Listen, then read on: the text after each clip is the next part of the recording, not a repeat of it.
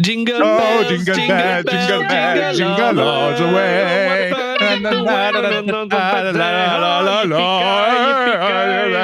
Jingle bells. Et bienvenue sur Critique Biaisée, un épisode exceptionnel de Noël. Nous n'avons plus d'argent pour les jingles, nous cherchons des sponsors. Un petit appel du pied à Holly, puisque nous avons trouvé son seul client en France qui dépense plus de 50 € par mois. Nous ne le citerons pas. Aujourd'hui, nous sommes avec toute la fraîche, jeune et belle équipe de Critique Biaisée autour de cette table virtuelle. Des caméras sont allumées, des sourires se font chatoyants.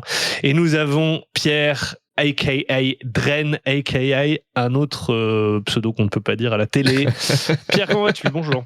Yippee Caillé, bonjour. Bonjour, nous avons Romain. Bonjour Romain. Salut tout le monde. Benjamin, t'en sais ? Bonjour les enfants. Et Olivier Courtois. Salut. Et aujourd'hui, Thomas Goubin, bonjour. Pourquoi je dis les noms de famille Je sais pas. Ouais. Tu connais notre adresse aussi Attends, j'ai mes infos de carte de crédit, bouge pas. Au 42 avenue de la Gare. Et donc aujourd'hui, nous allons vous parler, puisque c'est Noël, d'un film très connu qui revient dans ces périodes-là, qui s'appelle Meurs dur, a.k.a. Die Hard, avec l'ami Bruce Willis, puisque vous l'avez peut-être remarqué depuis cette nouvelle saison qui a été soft-launchée, nous regardons des classiques des films, nous revoyons en fait ces classiques-là. La plupart de l'équipe l'a vu 10 fois, 20 fois, mais moi j'avais tout oublié. Voilà, donc ça va être... critique du grenier. Critique du grenier, c'est beau. Il y a un problème, c'est que moi j'ai regardé Robocop du coup, mais bon. Ah oui, je crois qu'on avait annoncé Robocop dans l'épisode précédent, chers auditeurs, chères auditrices. Désolé si vous nous suivez sur les réseaux sociaux. Nous cherchons des sponsors. Enfin, je pense que les gens qui nous écoutent sont pas une déception près. Hein. Et c'est sûr. Et c'est l'habitude. pour ça qu'ils nous écoutent. C'est des amateurs d'échecs et pas ceux auxquels tu joues avec des pièces. Donc aujourd'hui nous allons regarder et parler de Die Hard, ce film vraiment fantastique, one man show dirait-on de Bruce Willis. Et tout d'abord, commençons avec un petit prise de température.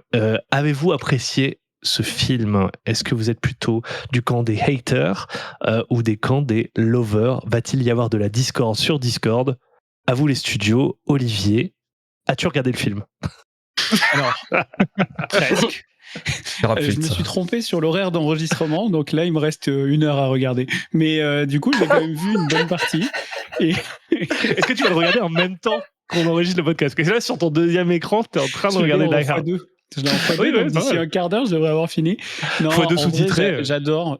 C'est vraiment pour moi un classique. J'aime beaucoup l'histoire d'amour. Tu vois, entre Rio, Tokyo, le professeur, je le trouve trop bien. Le voisin Totoro, tout ça, quoi. C'est trop... Attends, c'était pas la Casa de Papel qu'on regardait ? Bah, c'est un peu pareil. Pour moi, c'est le même synopsis. Dès lors qu'il y a un braquage, pour moi, oui, bien sûr. C'est le même voyage de Robocop. Gars qui disent on va braquer un truc, mais on va pas sortir tout de suite. Effectivement, t'as résumé, je pense, ce qui s'est passé. Et à la fin, il y en a qui sortent, plus ou moins en mauvais état, et puis voilà, c'est terminé. Ok. Donc plutôt fan de ce genre-là. On va l'étendre au genre, puisque spécifiquement le film est en cours de visionnage. Benjamin, qu'en as-tu pensé ? Toi qui en plus a des skills faramineux de Père Noël, donc ça a dû vraiment te parler cette période de ce film. Bah, moi, je trouve que le film, sur tout ce qui va toucher à Noël, je lui mettrais un 2 sur 20, parce que ça, c'est mon expertise de professionnel, tu vois. D'accord. Donc, j'étais en attente sur beaucoup de points. Là, ça m'a un peu déçu. Il n'y a pas eu de ho-ho-ho. Ah si, il y a eu un ho-ho-ho. Il y a eu un ho-ho-ho. Il y a un ho-ho-ho, mais gravé sur un cadavre, pas très Noël-friendly, quoi. Ouais, c'est vrai. Ça dépend du Noël. Oui, c'est vrai. Mais sinon, dans le film, moi, j'adore. C'est trop bien, Die Hard. De toute façon, c'est très simple. Tous les films de Bruce Willis de cette époque, je pense qu'il n'y en a pas qu'un seul que j'aime pas. Okay. Genre littéralement ce mec-là il apparaît dans un film dans les années 90 début 2000, je suis content. T'es heureux. Ok, il t'en faut peu, c'est et le film il dure 2h15 à peu près, enfin franchement tu les vois pas passer c'est vrai. C'est trop donc bien. fan de Bruce Willis effectivement. J'adore Bruce Willis à cette époque vraiment, c'est que des bangers à chaque fois. Bah, c'est un peu le premier d'ailleurs, c'est le premier qui fait c'est son tout premier rôle un peu connu. Avant il faisait des séries Ouais, ça devait même pas être lui à la base, c'était pas. Ils avaient des gros doutes sur Bruce Willis à l'époque, quoi. C'était en effet un mec qui faisait que des comédies et trucs du genre, donc. Après, il est tout sec, il est tout maigre et tout, donc. Quand même. Et il est tout jeune, hein. C'est assez. Et tout jeune surtout. Moi, ça m'a choqué, quoi. Ça m'a choqué de le revoir comme ça. Donc, ouais, Benjamin t'aime bien. Romain, est-ce qu'il y a quelqu'un qui va détester? Parce que sinon, ça c'est va être... impossible de détester. Non, mais en vrai, c'est impossible, je pense. Enfin, c'est compliqué. On va revenir sur les séries. À moins de mauvaise foi, mais oui, voilà, il va falloir. Attendez, il y a Pierre qui va parler tout à l'heure, on sait pas. Ah oui, c'est vrai. Ou alors, Romain, donc regarder les derniers Bruce Willis et on est bon pour détester. Ah, c'est ça. Là, ça rompt un peu le charme, quoi. Ouais. Donc, Romain t'aime bien. Non, mais moi j'adore. Ouais, j'adore. Enfin, c'est une légende. C'est dans le top tier du cinéma. Enfin, vraiment les trucs que j'aime regarder et revoir. Comme je disais, j'ai bien dû le voir une vingtaine de fois. Je pense que tous les ans il repasse. Tous les ans je batte un bout au moins, quoi. Donc pour moi les 3 premiers Die Hard sont vraiment géniaux de toute façon.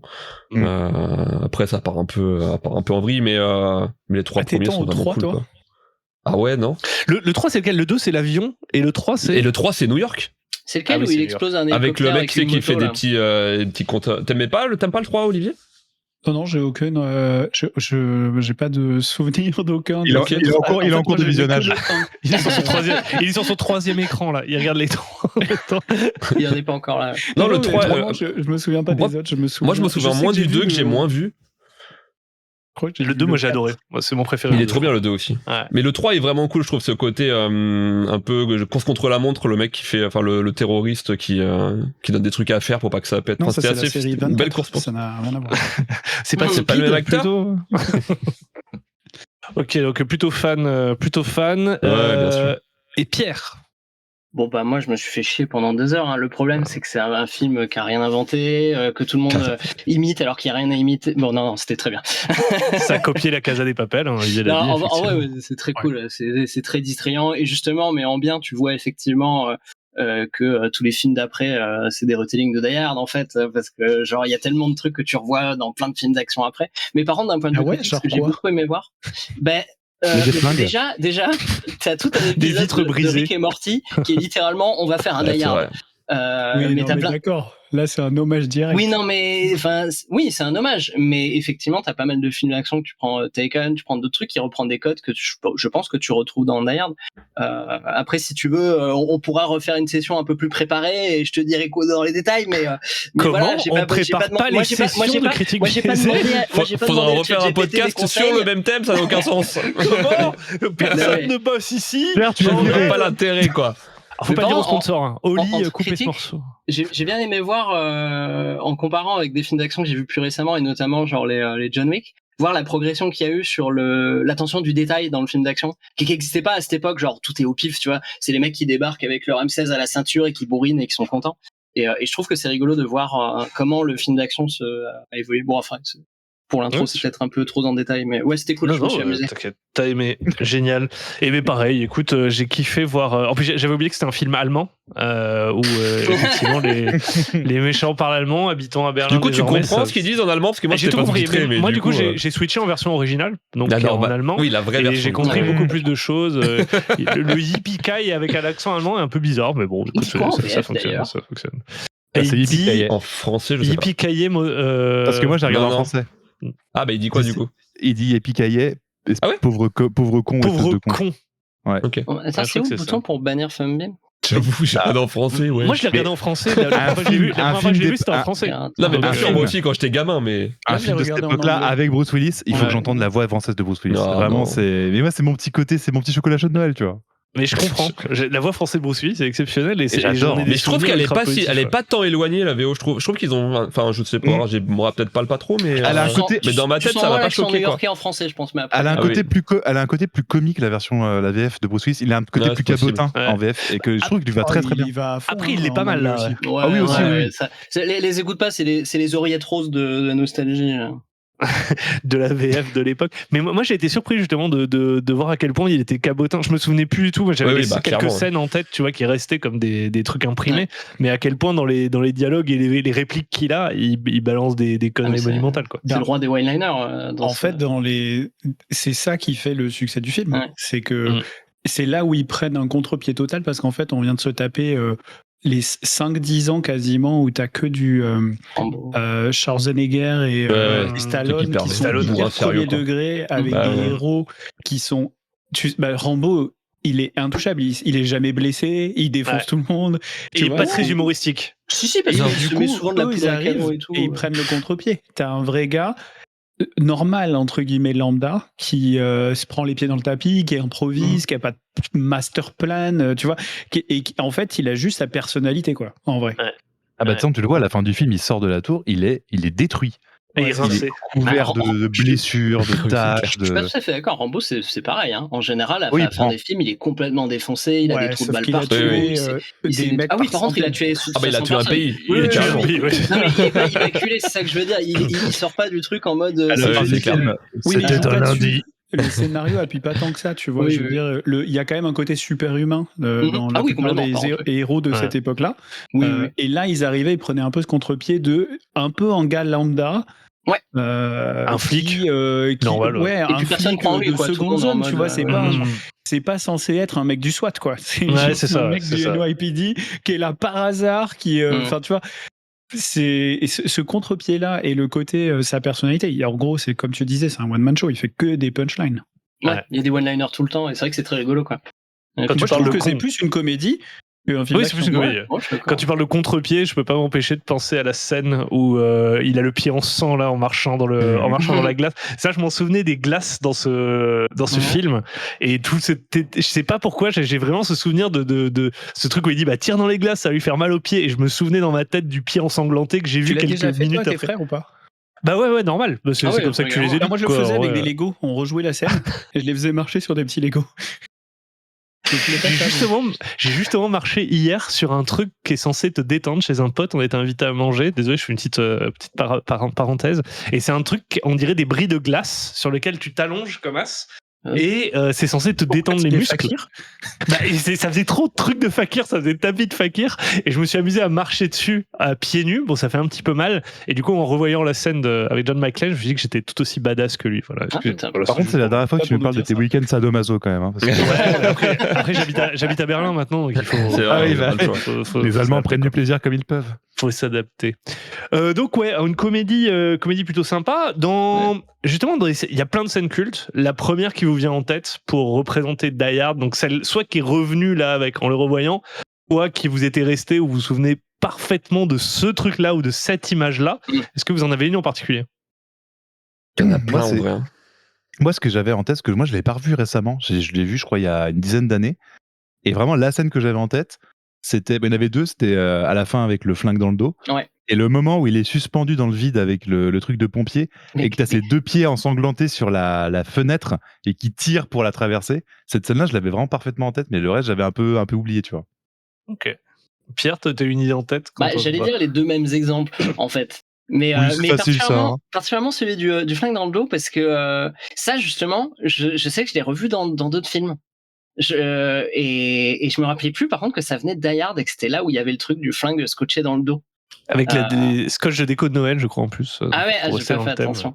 Mais ça, je suis sûr de l'avoir vu dans d'autres trucs, et effectivement, je trouve que c'était assez emblématique, parce que c'est rigolo. Romain, Olivier, une petite scène en particulier. Moi, les deux mêmes, elles sont iconiques. Bonjour, il y a aussi la scène dans les conduits d'aération qui a pas mal tourné sur internet, donc on voit beaucoup assez souvent, et il y a aussi celle du suite où il y a marqué maintenant j'ai une machine gun, elle est aussi assez connue, quoi, donc oui, plein de refs, et aussi le saut dans le vide du méchant. Désolé, je spoil. C'est celle-là que je gardais pour le méchant meurt à la fin. On sait pas, mais bon, on le revoit pas après, peut-être que bon.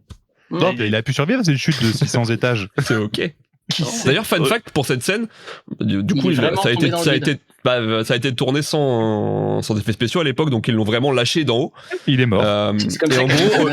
En gros, il avait juste à harner et ils l'ont lâché, mais en gros, ils lui ont dit on te lâchera à 4, tu vois, et ils l'ont lâché à 1 en fait. En fait, il est vraiment hyper surpris de tomber, quoi. On sent la terreur un peu, on sent vraiment. En fait, la terreur est réelle, vraiment, il le lâche alors qu'il aurait pas dû, pas à ce moment, tu vois. Donc c'est marrant, quoi. Augmentation du réalisme. Et pour continuer l'anecdote, c'est la toute dernière scène qu'ils ont filmée. Au cas où ça passerait mal. Mais non. Si, c'est la dernière scène que le gars fait. Parce que je pense que comme c'était pas sa doublure, il a voulu la faire lui. Ok. Et bon, ils se sont dit, je pense qu'on va la mettre tout à la fin du planning. C'est pas con. Les bitches. Olive, toi, t'as une petite scène en préféré il y en a deux qui me viennent en tête. Attends, j'avance un peu parce que j'ai pas fini du coup. ouais, peut-être qu'elle va te revenir. Il décrit la scène qu'il est en train de regarder maintenant. J'adore la fin.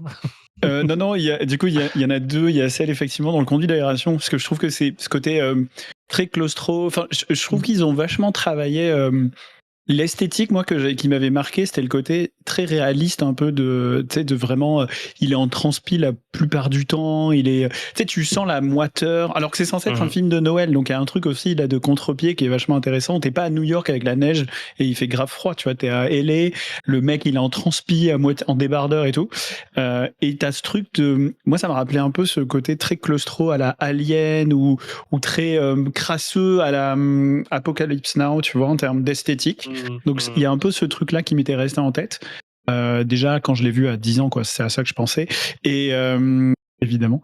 Et t'as vu Apocalypse Now, t'étais ouais, voilà. Et non, et la deuxième scène qui me fait marrer, là c'est une des scènes que j'ai revues aujourd'hui du coup, une des seules je devrais dire, c'est quand au tout début il rentre pour venir voir sa meuf du coup dans ce building hyper flambant neuf, et du coup il y avait un truc que je trouvais trop marrant qui était t'avais un kiosque pour s'enregistrer avec un touchscreen, et le gars qui est de l'autre côté qui fait l'accueil, il a genre un cockpit quoi, alors que c'est juste l'accueil d'un bâtiment, mais que c'est une manière de dire ouais, c'est high-tech. Et d'ailleurs vous remarquerez qu'on est dans les années 80 parce que pour dire que c'est high-tech, c'est japonais comme société. Ouais, c'est vraiment le moment où la tech est japonaise. Ouais, c'est vrai. Ouais, c'est vrai. C'est un reflet d'époque. Mais c'est marrant, il y a plein de petits... À chaque fois, et ça fait écho à ce qu'on disait aussi sur Scream, il y a des dénominateurs d'époque où tu peux situer l'époque en fonction de, effectivement, la tech japonaise. Le mec, il sort de l'avion, il fume sa clope. Il y a pas mal de trucs comme ça. C'est clair. Tu dis, putain, mais c'était l'époque, quoi. Il a son gun. Oui, il a son gun, oui, c'est dans l'avion. Ne vous inquiétez pas, je suis flic. Et tu vois le mec à côté qui commence à flipper, il fait non, t'inquiète, je suis juste flic. Ouais, mais. Ah, ok. L'avion a déjà atterri, je dis bon. Oui, c'est ok, de toute façon. Et puis même les méchants sont des Allemands, tu vois, ça se fait plus trop maintenant, ce côté un peu terrorisme international, c'est un peu... Mais d'ailleurs, c'est ça, tout le début, ils arrêtent pas de les appeler les terroristes, alors que tu te dis, franchement, t'as un groupe armé dans une grosse boîte où il y a un gros volt, plus des voleurs, le premier truc que je me dis, c'est pas des terroristes, je me dis pour la thune, tu vois. Ouais, c'était assez bizarre. Hein, c'est un peu le truc à l'époque des guérillas communistes, etc., où ils se présentent un peu comme des freedom fighters, ils demandent à libérer des non-connus, des trucs comme ça. Et je pense que c'est un peu sur la vibe de cette époque, en mode anticommuniste. On peut en parler, ça, d'ailleurs. Parce que moi, quand vous m'avez fait regarder ce film, moi, j'avais oublié que ça allait être un gros film de communistes. Moi, j'avais complètement oublié ça. Comment ça, un gros film de communistes ? Bah, en gros, t'as tout le début où tu vois, en gros, t'as un flic de seconde zone qui prend l'avion, on lui fait prendre une limo au début et on lui fait bien dire que c'est la première fois qu'il prend une limo. Il arrive, t'as tous les gars qui le regardent un peu de haut parce que c'est tous des, je sais plus ce qu'ils font, si c'est une banque, c'est une grosse corporation. Et en gros, on voit vraiment ce côté lutte des classes, et t'as un gars tout seul, lambda, loser, qui était sur le point de divorcer, qui arrive et qui arrive à défoncer les méchants, dont ce méchant très charismatique là par Alan Rickman, qui est très éduqué aussi, et tu te dis en gros c'est vraiment la lutte des classes, quoi. Pouvoir du peuple. C'est vrai. Ah, c'est vrai, belle analyse. C'est le héros un peu malgré lui, un peu paumé, un peu qui va lutter contre la grosse corporation. Moi, ça m'a fait penser dans le même parallèle à Cyberpunk, notamment avec cette grosse Cyberpunk. Du coup, c'est un jeu vidéo où c'est un peu comme ça. Il y a une lutte contre. Enfin, il y a beaucoup de messages passés derrière, mais autour des grosses corporations technologiques, etc. Et notamment de revoir ce méga bâtiment qui fait ultra moderne. Enfin, moi, que j'ai trouvé ultra moderne même pour l'époque, tu vois. Et même pour maintenant, je le trouve trop stylé ce bâtiment, et ça m'a vraiment refait penser à tout ce qui se passe dans Cyberpunk, où c'est des grosses corporations qui vivent dans des gros bâtiments comme ça, et où il y a des mecs qui rentrent et qui ont des guns partout. Une belle bâtisse. Comme les jeunes. Oui, c'est vrai. D'ailleurs, ce bâtiment, il était réellement en travaux à l'époque. Très marrant. Enfin, du coup, ça a facilité plein de scènes, tu vois, parce qu'il y a plein de scènes en travaux, et il était réellement en travaux, quoi. C'est un bâtiment de la Fox, maintenant, toujours. Ah, c'est le bâtiment de la Fox. Ouais, c'est leur bâtiment, du coup. Tu penses qu'ils ont adapté le scénario pour rentrer le truc en mode le bâtiment en travaux parce qu'ils ont eu un bâtiment en travaux, ou qu'ils cherchaient un bâtiment en travaux, ils ont trouvé celui-là? Ouais, je sais pas, ouais, c'est vrai. Ah, t'as pas fait ta recherche, je suis un peu déçu. Non, et moi je le fais pour le prochain podcast comme tout le monde du coup. Ah oui. Sur Die Hard, bien sûr. Faire des recherches avant, c'est un peu. On le fera en 2 fois maintenant. C'est un peu triché. Ok, on a parlé du méchant qui est assez emblématique, donc ce fameux Hans Gruber. Pourquoi il l'est autant ? Parce que vraiment, moi, en le revoyant, je l'ai retrouvé ultra charismatique. J'ai retrouvé ce méchant, effectivement, avec une dose d'intelligence, malgré un développement qui pourrait, dans les films modernes, je pense qu'il aurait eu un développement encore, peut-être des scènes de flashback, des trucs, des machins comme on voit maintenant, mais il reste ultra présent, pas trop comique, tu vois, parce que quand même il incarne une forme de de cruauté, etc. Comment ça se fait qu'il est aussi vas-y Benjamin. Moi je vais trouver un air, vous allez peut-être me tomber dessus parce que voilà, c'est mon moment la tech à danser. La tech à danser. C'est la tech à danser. Dès qu'on aura du sponsoring, évidemment, la tech à danser. Non, parce que je vais trouver des airs de Gary Oldman, en fait. Et je trouve qu'il fait un peu penser au même type de méchant. C'est un mec qui est calme, qui a l'air lettré, intelligent, qui planifie les trucs et qui a un côté un peu fou.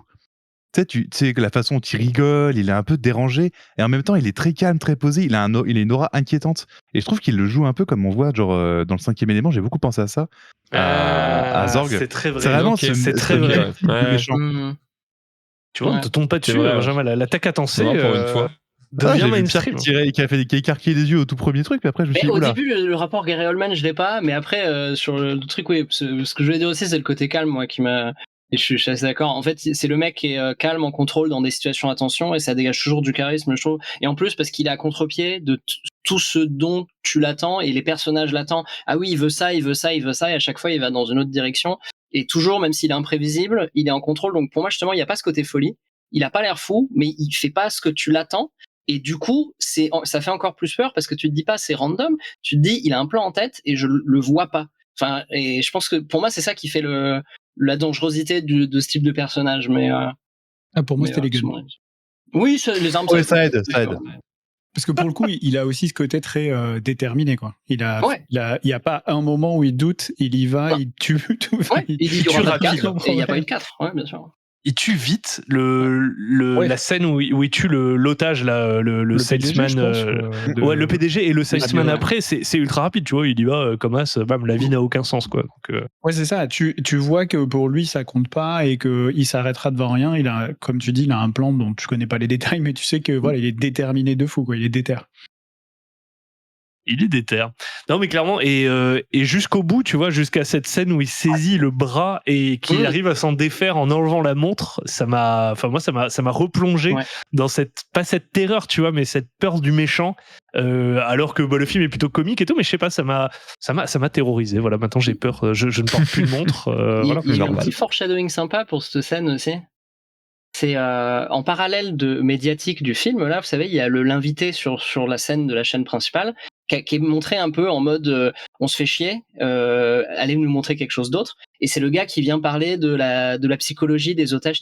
Oui, alors en fait, il y a le phénomène d'Helsinki, et bon, il se fait corriger, etc. Et ça, c'est en fond.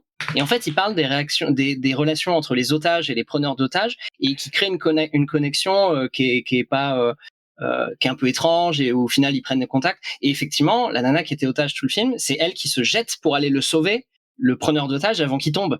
Ah, elle essaie de le sauver ou c'est lui qui... Pour moi, il l'attrape. Non, c'est lui qui l'attrape. Il l'attrape 100%. Moi, je l'ai vu sauter, l'attraper. Hein. Non. T'es sûr? Non, mais elle a aucun sens qu'elle... Non, mais en fait, il lui agrippe le bras et il lui attrape le bras. Mais Olivier, il le verra la semaine prochaine. Moi, je suis sûr que c'est elle qui le rattrape. C'est lui qui l'attrape. Ouais, pour moi, il lui attrape le bras 100% pareil. Il défaire la main, en fait. Il le dit avec un aplomb fantastique. Je me rappelle. Il y a 25 ans. Non, je refuse ce constat. Mais contrairement à ce qu'on pourrait croire, je prépare. J'ai tapé meilleure scène Die Hard dans YouTube. Et là, il a demandé à ChatGPT qui avait la main de qui. Non, je vois la scène. Je vois la scène et définitivement, c'est lui qui l'attrape parce que l'idée, de toute façon, dans l'histoire, je pense pas qu'ils essaient d'ajouter le layer dont tu parles. Et ils sont plus en mode, est-ce qu'il va réussir à sauver sa femme dont il était presque séparé. Je pense que c'est vraiment ça l'enjeu scénaristique à ce moment-là. Oui. Donc c'est juste pour nous donner un petit truc, une petite scène en plus avec le méchant un peu iconique. Un petit thrill. où effectivement il lui enlève, et puis justement il lui enlève la montre et le méchant tient la montre de la femme. Oui, voilà. Il lui enlève la montre. C'est quand même assez ridicule. Je me suis demandé en revoyant la scène, est-ce que le strap d'une Apple Watch aurait tenu aussi bien ou est-ce que juste il serait tombé comme une merde direct? Il y a beaucoup de choses que l'époque permet, donc tout comme dans Scream avec le téléphone filaire, qui pourrait plus arriver maintenant. Donc, d'ailleurs, vraiment le strap d'une Apple Watch, tu tombes. Olivier, la fin du film a rejoint ta théorie sur la lutte des classes, puisque c'est en se séparant de ses biens matériels qu'il réussit à un Mais tu vois, je pense que c'est la bonne théorie. Grosse critique aussi, en parlant de sujets un peu deep, tu as parlé du foreshadowing, etc., des médias aussi. Parce que je me suis interrogé sur ce cas, parce qu'ils ont des scènes qui servent à rien d'autre que de critiquer, j'imagine, le pouvoir des médias dans ces situations, etc. Mais ça m'a vraiment interrogé. À la fin, je me suis dit, putain, mais il y a eu quand même tout un champ, un axe narratif parallèle qui aurait pu ne pas exister d'ailleurs, parce qu'en vrai, il n'existe pas, il se passe rien de différent, quoi. À la fin, il gagne, sauf sa femme, et il tue le méchant. Mais ça nous fait une connexion avec le dernier podcast. Parce que ça fait 2 films qu'on regarde où il y a un reporter qui se prend un point dans la gueule du protagoniste, d'un des protagonistes. C'est vrai. Ça se termine par un point dans la gueule. Tu dis un van, Olive? Une vanne. Je disais qu'ils sont souvent le véhicule. Attends, le van du média, à quoi il sert?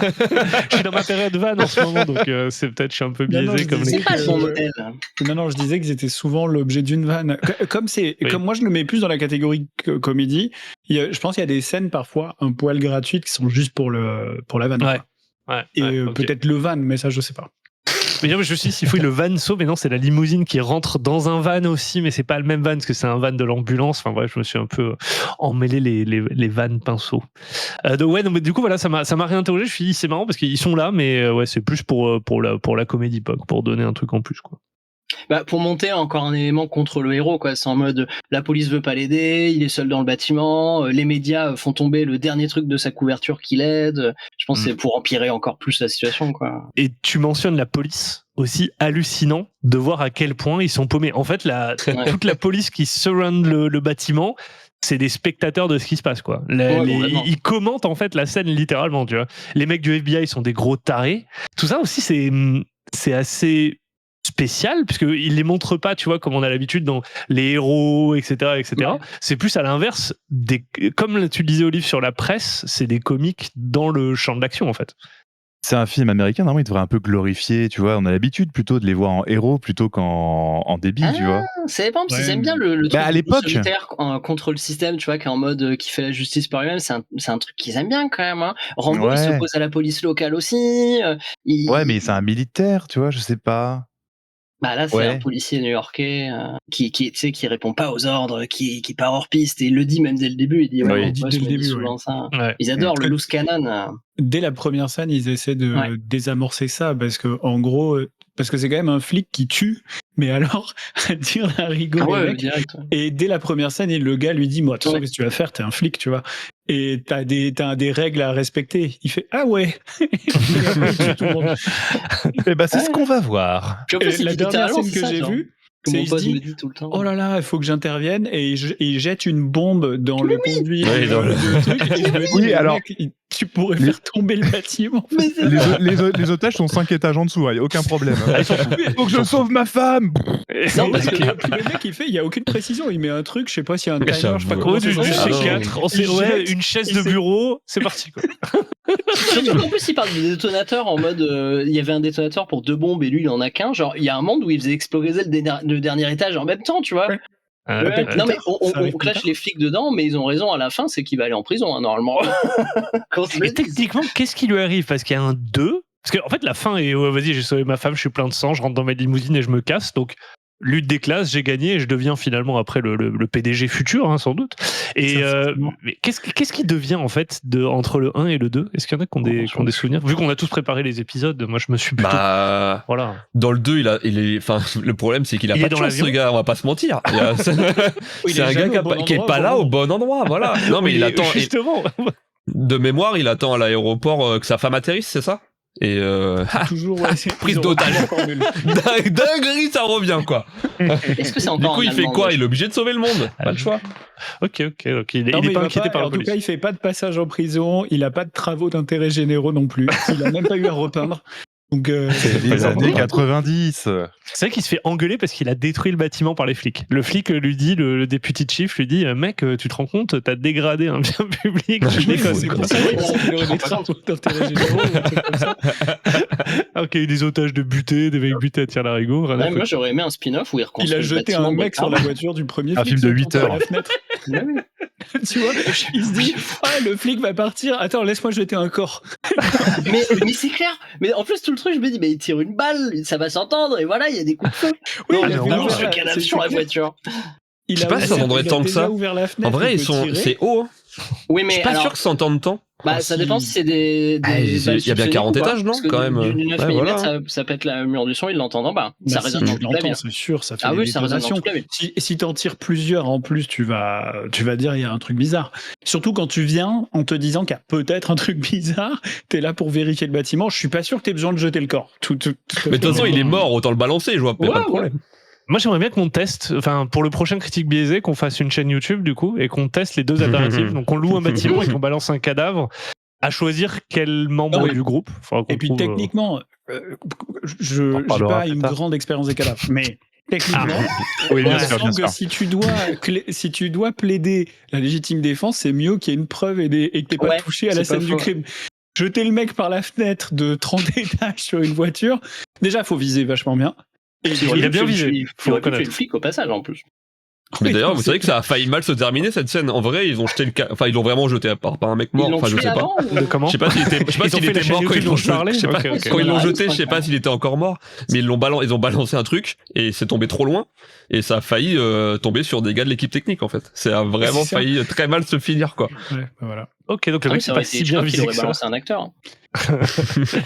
Et du coup, le flic, est-ce qu'il revient Désolé, je pose des questions sur Die Hard 2 parce que ça me revient, mais ils sont super potes, ils deviennent super potes avec le flic. Et dans ma mémoire, on le revoit, ce mec. Est-ce que c'est le cas sur le 2 ou le 3 ou pas? Dans le 2 Ouais, dans le 2, ouais. Dans le 2, il revient, ouais. Ok. Okay. C'est un des preneurs d'otages. Il a vrillé un plomb. C'était l'occasion de dire qu'on y répondra dans le prochain podcast, mais bon. Ah, si on se fait tous les Die Hard, on devient Die Hard biaisé, et c'est très niche. Et d'ailleurs, ce flic est dans Brooklyn Nine-Nine pour ceux qui l'ont vu. Il fait un caméo. Ouais. En fait, il est fan. Il est méga fan et il tombe sur ce gars et il dit ah putain et voilà, il est trop fan. Je m'en rappelle pas. C'est vrai qu'il y a le fan de Die Hard. Pas mal. Bah, oui.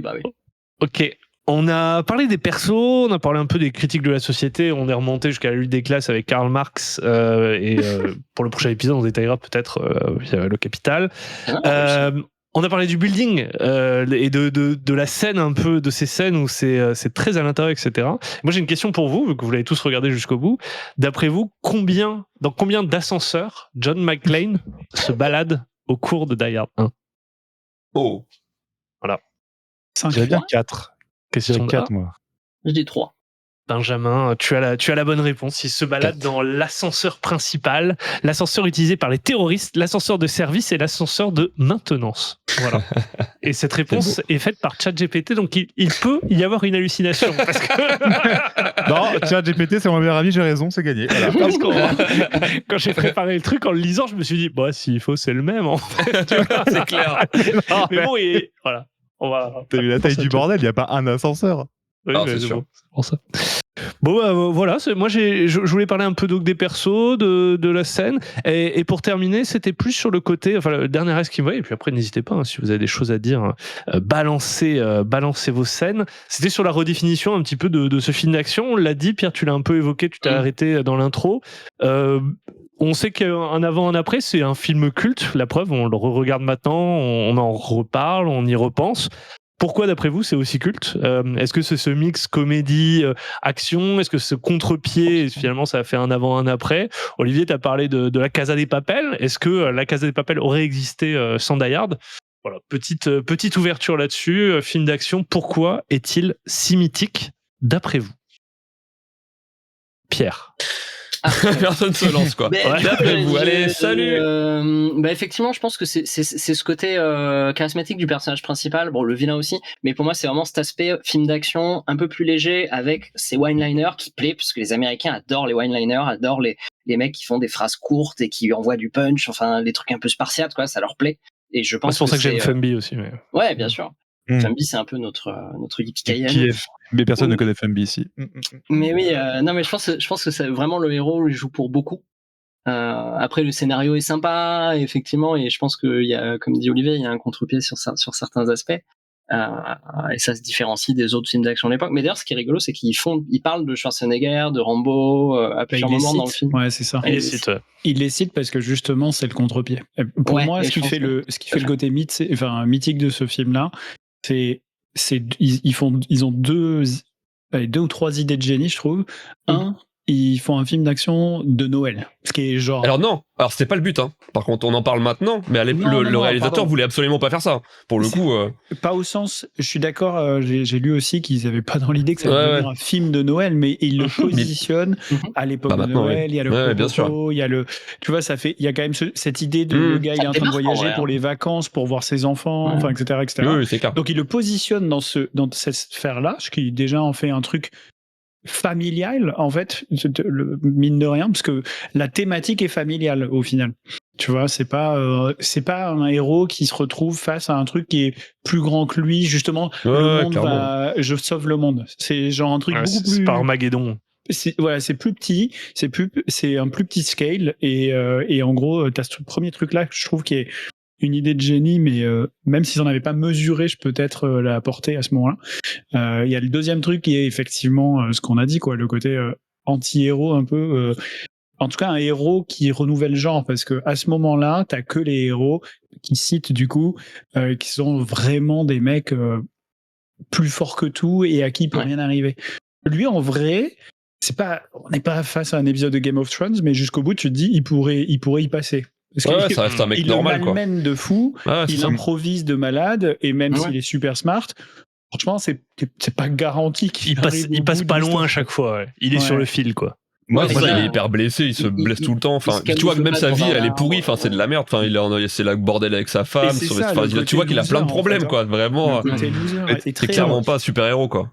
Et en fait, du coup, c'est là où c'est malin, parce que ça en fait un héros dans lequel tu peux t'identifier, parce qu'en fait, au début, le gars, il ressemble à vraiment toi, moi, etc. Après, il fait des trucs extraordinaires, évidemment, mais il y a quand même un truc hyper relatable. Et je pense que le dernier truc qui est fort, c'est d'avoir fait un méchant dans lequel t'es autant investi quasiment. Parce que pareil, dans ces films de l'époque, t'avais quand même beaucoup de méchants qui étaient interchangeables. Très méchants. En fait, c'est juste des numéros, ils se font buter, c'est pas grave, tu vois. Tu cares moins, alors que là, ils donnent vraiment de la présence et des dialogues aux méchants. Et du coup, je pense aussi un film d'action qui repose beaucoup sur les dialogues, ce qui est assez rare au final. Là, il y a vraiment beaucoup de dialogués, donc les fameuses punchlines dont tu parles, mais il y a vraiment beaucoup de dialogues, beaucoup plus que je pense. Non, mais quand tu penses, il n'y a pas tant de scènes d'action que ça. Non, pas tant. Non, Benjamin, t'allais donner. Non, mais je suis d'accord avec Olivier, c'est que, enfin, moi, vraiment, le point qui fait qu'il est mémorable, ce film, c'est que le héros est fragile. Et moi, en fait, pendant tout le film, j'avais même pas ce côté, tu sais, il y a un côté, c'est un loser, il lui arrive que de la merde parce que, il a un karma dégueulasse. Mais j'ai même ce sentiment il y a un truc presque biblique, en fait, un peu dans la façon dont le film se déroule. T'as l'impression qu'il est au purgatoire, en fait. C'est qu'il arrive à un endroit, il va lui arriver que des saloperies, tout ce qui peut mal se passer se passera mal, mais en même temps, il va avoir des chances de s'en sortir, tu vois, il n'est pas complètement doom, et il y a ce côté, il n'aura pas d'aide extérieure. Les flics refusent de l'écouter, et quand ils arrivent, ils ne font rien, les journalistes sont contre lui, il n'y a personne qui va l'aider dans le building, à part le chauffeur à la toute fin, tu vois, mais pendant quasiment tout le film. Hein. Voilà, et pendant quasiment tout le film, il est là en train d'écouter ce truc, il boit des mignonnettes de whisky, enfin, il en a rien à foutre, quoi. Il vit sa meilleure vie, franchement. Et il y a vraiment ce côté-là où il est en train de se passer, le pauvre. À la moitié du film, il a l'info quand même. Il est en mode il écoute la radio, il est en mode ouais, dis-lui et tout, et au bout d'un moment il sort, il met des patates et puis après voilà, il picole quoi. Et puis il se fait blesser, il se fait malmener, il en sang partout, il se prend des balles, enfin il est sur le point de crever tout le temps. La scène de fin où il est devant Hans Gruber, il arrive, le plan il est cadavérique, Bruce Willis. Il est là, genre il titube à moitié, il a le regard vitreux, il va crever, tu vois. Et c'est ça qui fait que on s'investit dans le personnage parce que le personnage est mortel. Et je trouve que du coup, on care pour lui, tu vois. Et du coup, on care aussi pour le méchant qui a ce pouvoir-là de tuer le personnage. Tu vois. Mais ça le rend plus effrayant aussi. Hein. Bah parce que quand tu vois Rambo qui arrive pristine avec ses muscles machin, là tu vois un gars qui traîne sa patte, qui a tué tous tes potes et qui a la mort dans les yeux. Je pense que t'as beaucoup plus peur de ça que d'Action Man, quoi. Ouais, je suis assez d'accord. Voilà, c'était la Take Funny numéro 2. Très bien. Je pense que c'est devenu légendaire. En plus, il y a tout un côté, il y a tout un impact culturel qui a été énorme quand même. Déjà, il y a plein de mèmes sur ce film, plein de parodies, il y a eu plein de choses. On en parle toujours, quasiment 88, 36 ans après. C'est fou en vrai. En plus, ça a lancé la carrière. Bah c'est ça. Ça a lancé la carrière de Bruce Willis dans l'action, mine de rien. C'est quand même, c'est pas rien quoi. Il a fait des films de fou derrière, donc ouais. On parle pas de la bande son aussi. La bande son, je sais pas si vous avez remarqué. Vas-y Olive. Vas-y. J'allais demander, c'est quoi votre film préféré de Bruce Willis? L'Armée des 12 singes, je pense. J'aime beaucoup le 5e élément, moi. C'est celui qui m'est venu en tête de suite, mais je suis sûr qu'il y a des films auxquels je me rappelle pas. Ouais, t'es dedans. Parce que j'avais préparé cette question, et Olivier, on est connecté, on lit dans nos pensées. J'ai revu du coup, et j'avais complètement oublié, mais le 6e sens. Moi, j'allais dire le 6e sens, ouais. Ça m'a vachement touché à l'époque, et là aussi, film mythique. Hein, je vois des gens qui sont morts, moi je le replace encore dans des conversations maintenant, tu vois. Enfin, c'est pour ça que t'as pas d'amis. Il a fait des films dingo. Ce qui est un peu bizarre. Oui. Après, à Berlin, ils comprennent pas. Tu vois, ils disent c'est quoi ce Frenchman un peu bourré avec sa bouteille de vin qui demande si les gens sont morts. À Berlin, il joue dans Pulp Fiction d'ailleurs. Aussi, on oublie, mais il est aussi dans Pulp Fiction. Il a un petit rôle dans Pulp Fiction. Ouais, bien sûr, mais c'est marrant ce que tu viens de dire, Thomas, parce qu'à Berlin ils appellent ça un touriste, moi j'appelle ça un clochard en France. Mais écoute, je n'irai pas sur ce thème-là, t'ayant vu en Père Noël. Je ne pas. Dommage qu'on n'ait pas les images avec des choses qu'on regrette dans notre vie. Sin City. Ah, mais oui. Moi j'ai adoré dans Sin City, mais j'avais oublié ce film. Romain, t'as dit quoi toi? J'ai dit l'Armée des 12 singes. 12 singes. Et Olive, du coup, 6e sens. 6e sens aussi, je pense que c'est mon préféré. À l'époque, je l'ai regardé, j'étais un peu jeune et tout. Moi, le twist, je l'ai pas vu venir. Donc, je me suis. Ça fait. C'est un des. Dans un Kassam, il est bien aussi. Souvenirs de films où je me fais balader. Tu sais, c'est une vraie. Intouchable aussi. Où tu fais ça. Ouais, tu t'y attends pas, quoi. Ouais. Qu'est-ce que t'as dit, Benjamin? Il dit des conneries, écoutez pas. Il a parlé dans un autre film qui est moins qui est moins ouf. C'est tout le cas de Critique Biaisée. Il y en a un qui se livre, qui parle un peu de ses sentiments profonds, et il y a toujours deux blaireaux qui, voilà. Et puis ça s'alterne, hein, c'est pas forcément les mêmes. Hein, c'est scandaleux. Après, les films genre Armageddon et tout, c'est fun quand même. C'est quand même des gros blockbusters bien débiles. C'est rigolo, quoi. Armageddon, c'est son pire film, du coup. Non, il a fait beaucoup de merde, par contre. Je pense qu'il a fait beaucoup de merde aussi, mais... Là, ces dernières années, les derniers, là, c'est vraiment naze. Mais... Ouais, alors après, c'est parti. Il y a des films, je pense qu'on connaît même pas, à mon avis. Il est malade, non? Non, oui, maintenant, il a arrêté. Ça fait 5-6 ans qu'il fait plus de films. Et notamment, grosso modo, sur tous les derniers films qu'il a fait, il a juste cherché des projets où il pouvait avoir des gros cachets parce qu'il prévoyait de pouvoir financer ce qui allait lui arriver, à sa famille, etc. Et il a fait purement de l'économique sur ses derniers films. Du direct sous DVD en fait. C'est des films, en gros c'est du direct sous DVD. Mais son dernier bon film, je pense, c'est Sin City. Il est en affiche, mais en gros c'était il avait genre une journée de tournage peut-être, et après c'est que d'autres acteurs. Lui il apparaît un peu, mais c'est que des films comme ça. En gros, la fin d'une légende, quoi. C'est triste. Ouais. Parce que vraiment depuis 2012, c'est pas glorieux, quoi. C'est pas ça. Ok, les amis, est-ce que vous avez d'autres sur cette bonne dynamique où nous parlons de fin d'un œuvre légendaire? Il y a une autre question que je me suis posée en le voyant, c'est vous auriez réagi comment à sa place là? Vous êtes dans les toilettes de luxe, tout d'un coup il y a des tirs pas dans tous les sens, vous faites quoi? Je me planque. Mais il y a ta bien-aimée qui est en train de se faire potentiellement... Je me planque. D'accord, ok. La bien-aimée de Benjamin. Non, en fait, faut rester rationnel. Il y a des mecs avec des flingues en face de moi. J'ai pas le physique de Bruce Willis. Ça se discute. C'est un paramètre manquant. Est-ce qu'on est nous ou est-ce qu'on est lui? Oui, voilà, c'est ça. Non, nous, on est nous. Alors, si on est nous, il n'y a aucun sens. Je commence à parler français comme eux et je fais genre que je suis avec eux. Parler français comme tu eux. fais l'européen. Mais comment ça? Ils sont européens. Il parle français. Il y a plusieurs moments où il parle français.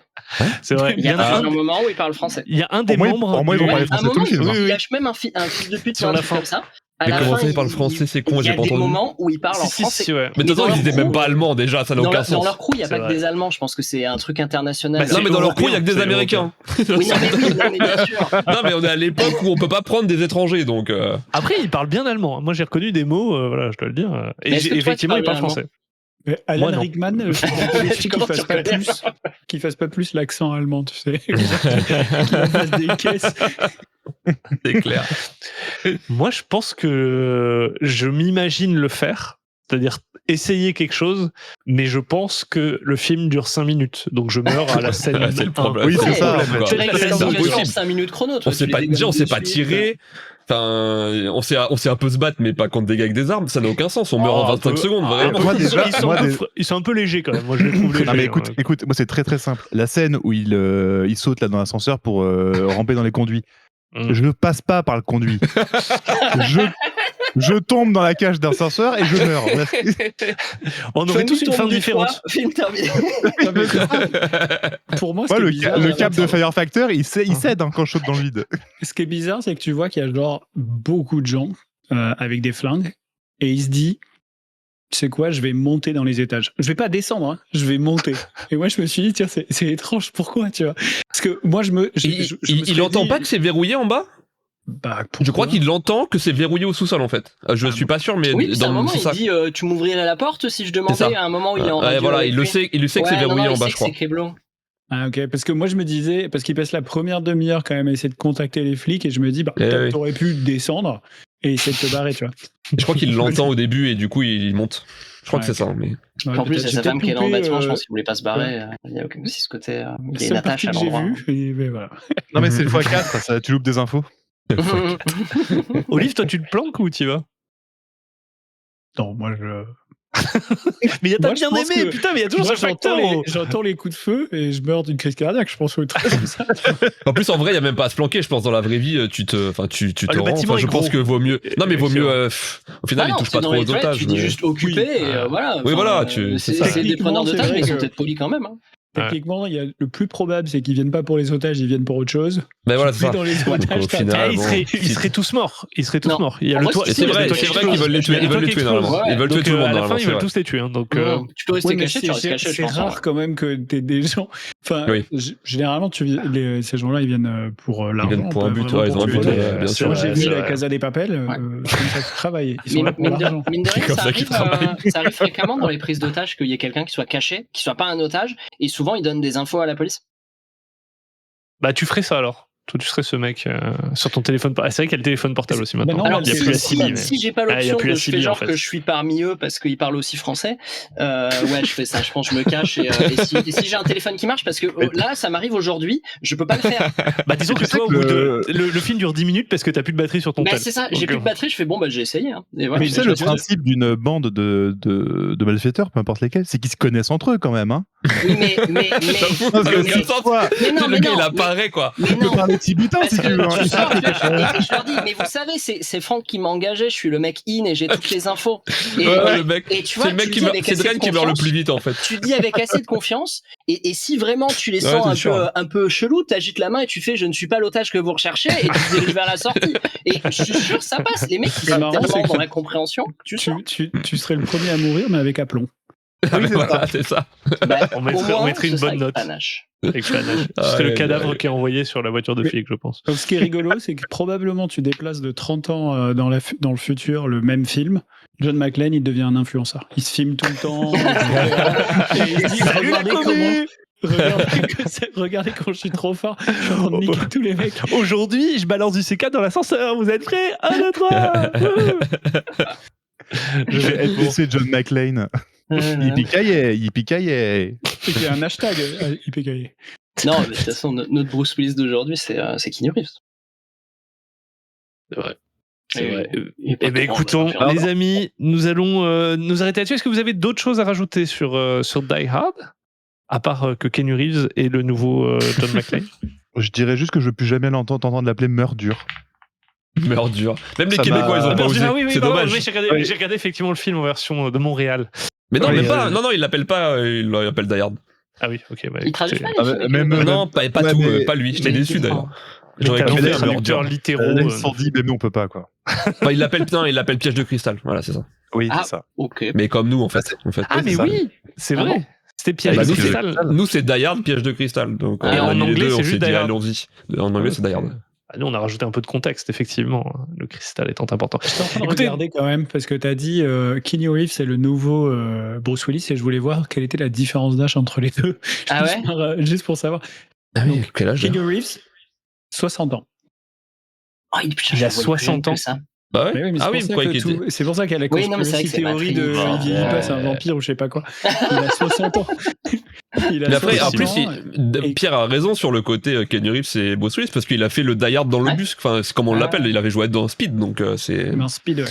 Mais Keanu Reeves est dans Speed, c'est qu'ils sont de la même génération, tu vois. Il a 60 ans et le Bruce Willis. Il a quel âge, Bruce Willis? Non, et puis sur le côté influent, parce que mine de rien, je pense vraiment que John Wick a eu un effet Die Hard sur le film d'action moderne, sur le côté avec des acteurs qui se prêtent au jeu, qui s'intéressent à comment. Keanu Reeves c'est devenu un expert du tir. Littéralement, il a inventé une façon d'éjecter ses chargeurs qui se faisait pas avant et que maintenant dans le tir professionnel les gens font. Enfin, il y a toute une histoire autour de la façon dont il s'est pris dans le rôle et de la façon dont je trouve t'as plein de films que tu vois maintenant sortir qui sont beaucoup plus dans le détail du film d'action là où il y a pas à l'époque et on le reproche aux vieux films en mode ils tirent pendant 30 minutes avec la même arme, des trucs comme ça, et eux ils ont fait vraiment l'approche inverse où ils sont allés assez minutieusement avec quand même des trucs forcément un peu tirés par les cheveux, mais chercher des trucs un peu plus réalistes. J'allais dire, c'est quand même pas, c'est pas le réalisme qui m'a étouffé dans Die Hard. Dans John Wick. Dans Die Hard. Dans John Wick ou Die Hard. Justement, c'est l'inverse. C'est ça que je dis. C'est Die Hard est mais après c'est une époque différente et très large dans son utilisation d'un peu tout quoi. Et je trouve que John Wick et pas mal de films un peu plus récents vont un peu dans l'inverse parce que c'est vrai que c'est une reproche. Moi, je me rappelle qu'on entendait toujours des films d'action du côté réaliste qui était pas du tout. Après, sur le côté réaliste de John Wick, la question se pose, il y a des gens qui tuent votre chien, est-ce que vous faites comme Keanu Reeves? Ah ben ouais. Tu sais que moi, j'avais jamais vu John Wick, du coup, je sais plus, il y a 2-3 mois, je me dis quand même, c'est con, tout le monde dit que c'est assez iconique aussi, je vais regarder. Bon, je dois avouer qu'ils m'ont un peu perdu à... T'as tué mon chien. Honnêtement, pour le coup, moi, je comprends tout à fait le raisonnement. Mais non, mais parce que il y a un pigeon qui s'est écrasé contre ma femme. Oui, je l'ai vu. Bah voilà, mec. Même le pigeon, il est choqué. Maintenant, pète un plomb, Pierre. Ok, Pierre, on a tué ton pigeon. Qu'est-ce que tu fais? Faut voir le truc. C'est pas juste son chien. C'est le chien qui a fait cadeau de sa femme qui est morte d'une maladie. Et en fait, quand le mec tue son truc, le gars il a plus rien et il continue à vivre juste parce que son chien est encore vivant. Et le mec tue son chien, c'est le dernier souvenir de sa femme. Mais si, en vrai. Non, pas en vrai, tu peux pas dire en vrai. mais si, mais bien sûr. C'est arrivé. Totalement sérieux. Le mec, le gars, c'est un tueur, tout ce que tu veux.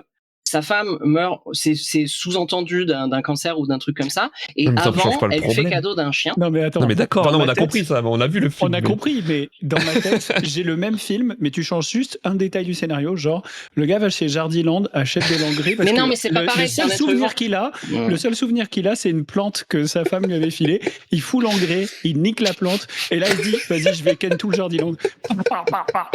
Et j'adore, je veux voir ce film. Non, mais vous êtes dans la mauvaise foi, les on arrête. La critique est biaisée. Je comprends que la psychologie, etc. On arrête.